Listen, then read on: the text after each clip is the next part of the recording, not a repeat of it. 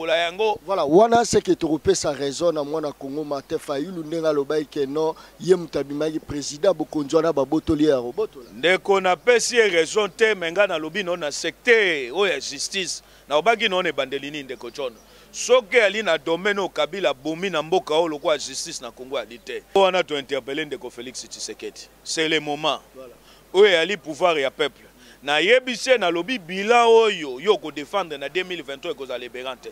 Ke bila zali ya ye moto akotambola na bila na 2023 eno ebera. Direkaba ya Félix Tshisekedi. O ali mokambi ekolo. Po na nini tata wana ali na misolo te. Ebera spécialité na depuis aka conseil juridique akanyama.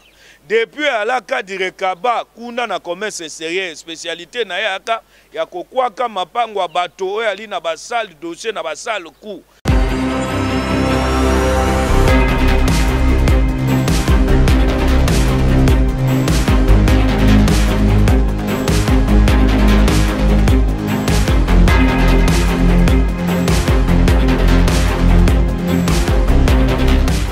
Kati ya mboka Congo babetaka ngo toujours na ba Congolais. Voilà pourquoi toza na mona Congo moko na kombo Serge Kindomba toko beta lisolo o kati ya mboka Congo toza na ya Serge Kindomba Mbotende konaka John. Voilà, ndeko Serge yiki qui est betami makasi, je pense que ngana yo tokutanaka ba époque ba maponami depuis mokonza sikabimi totika kokutana te. Pesela non peuple congolais position na oza côté nini côté ya Martin Fayulu madidito au rejoindre côté présidentiel.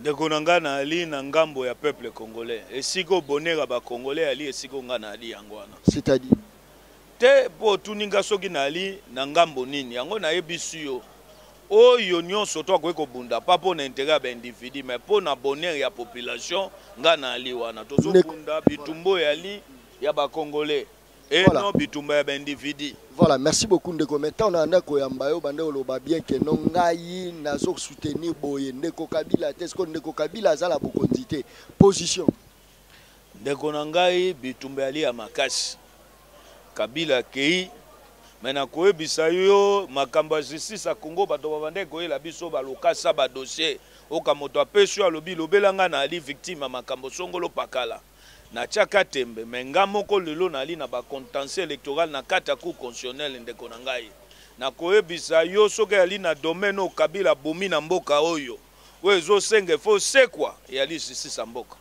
soko ali na misolo te justice a Congo okomeka te kuna na kata cour constitutionnelle obe misolo nde misolo depuis tobandi kino leloyo yango wana na koyebisa yo naza kosentir ke ndenge Kabila bomaki yango ti sikoyo régime asikeye mais si seza kaka ya kokufa preuve nde na kobetelo lisolo moko uti koleka na ma campagne ali na tata moko komode tata mukeba tata wana ana lopango ya ye na ma campagne kangami na palais de Mab nani aye na sima ya koluka kobotola tata na lopango ya ye maître Bera Ebera ali nani direkaba ya Félix Tshisekedi o ali mokambi ekolo po na nini tata wana ali na misolo te Ebera spécialité na depuis aka conseil juridique akanyama depuis alaka direkaba kuna na commerce sérieux spécialité na aka ya kokwaka mapango bato o ali na basal dossier na basal coup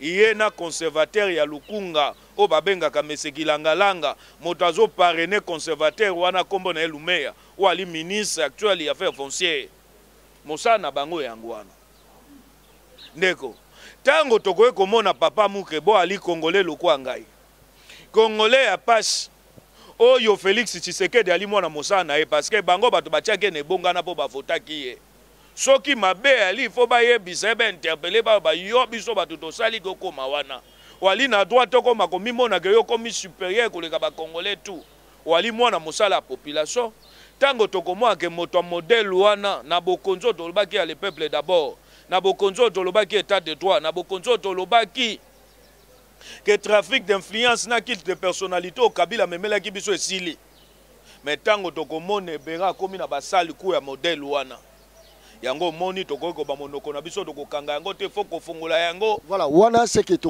sa raison na mwana Congo Martin Fayulu ndenga lobai ke non ye mutabimaki président bokonzwana babotoli ya roboto. Ndeko na pesi raison te menga na lobi no na secteur o ya justice na obaki no ne bandelini ndeko chono.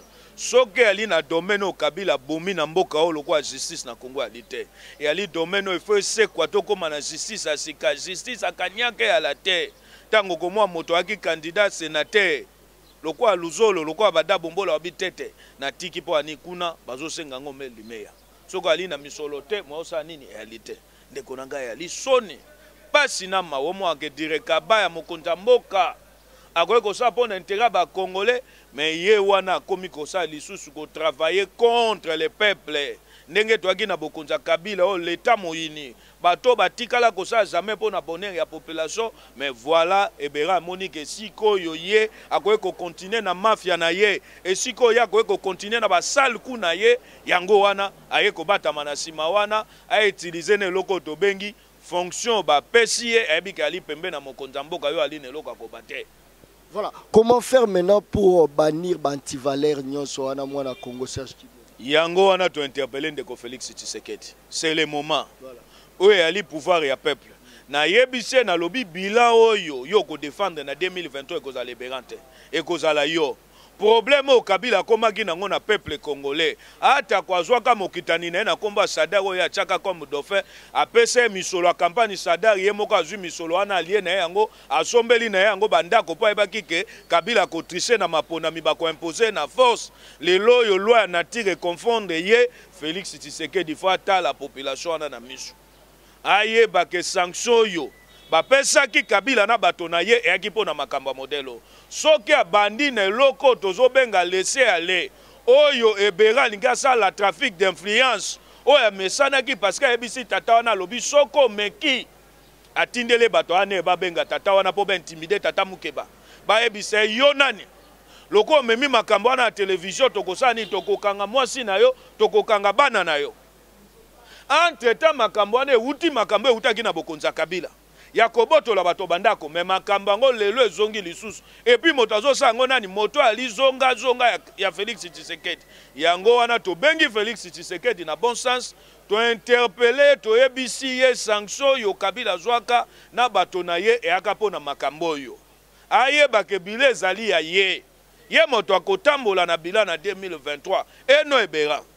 Voilà, qui déjà obéta parce que tu commis déjà au cité à Tokoyoka déjà que non même lingomba ya ensemble ya mwana Congo Moïse Katumbi Chapwe bango nyonso tout basili ko rejoindre déjà quand ya côté ya mwana Congo Félix Tshisekedi monité que déjà mamezo kende kitoko ndeko na ngai na ebisi yo makambo yali ko kende kitoko to ali ko luka yali bonheur ya peuple congolais. Tozali koluka ezala ensemble balobi balongwe ba elelo na sima Félix Tshisekedi soki bakosangana pona lobi ya kita ekolo ndenge Kabila bomi mboka oyo ebima na kunda esika Kabila chaki yango etombwama Congolais angenga bonga na limu Kristo ekozala eloko malamu mais soki ekozala ke pona intérêt ya ba individu ke ngai na bonga ou bien kulutu na ngai likia bonga wana seke yali inutile oyo biso tolingi tomona yango ke nyonso Félix Tshisekedi akosala